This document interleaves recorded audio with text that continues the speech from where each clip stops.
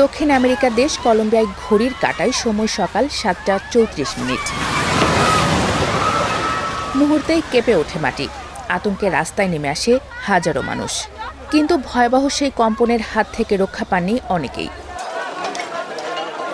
কোথাও ধসে পড়েছে ভবন, আবার কোথাও ধ্বংসস্তূপের নিচে চাপা পড়েছেন বাসিন্দারা। কলম্বিয়ায় 7.4 মাত্রার শক্তিশালী ভূমিকম্পে এখন পর্যন্ত 132 জনের মৃত্যু হয়েছে। জীবিতদের উদ্ধারে ধ্বংসস্তূপের মধ্যে চলছে তল্লাশি। উদ্ভূত পরিস্থিতিতে দেশটিতে জরুরি অবস্থা ঘোষণা করা হয়েছে। ভূমিকম্পটির কেন্দ্র ছিল চোকো প্রদেশের সান জোসে দেল পালমার এলাকার কাছে। তুলনামূলক কম জনবসতিপূর্ণ এই অঞ্চলের বাইরে সবচেয়ে বেশি প্রাণহানি হয়েছে কফি চাষের জন্য পরিচিত রিসারালদা প্রদেশে।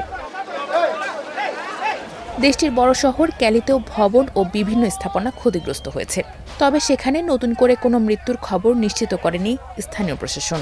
কলম্বিয়ার ভূতাত্ত্বিক সংস্থা জানিয়েছে এটি 21 শতকে দেশটিতে আঘাত হানা সবচেয়ে শক্তিশালী ভূমিকম্প। 10 আগস্ট দিন শেষে আরও 21টি আফটার শক অনুভূত হয়েছে। সামনে মাটি আরও কাঁপতে পারে বলে সতর্ক করেছে সংস্থাটি। কলম্বিয়ায় প্রায়ই ছোট মাত্রার ভূমিকম্প হয়, তবে দেশটির মানুষ বড় ভূমিকম্পের ভয়াবহতা আগেও দেখেছে। 1999 সালে কফি অঞ্চলের আর্মেনিয়া ও পেরেইরায় 6.2 মাত্রার ভূমিকম্পে প্রাণ হারিয়েছিলেন 1000-এর বেশি মানুষ।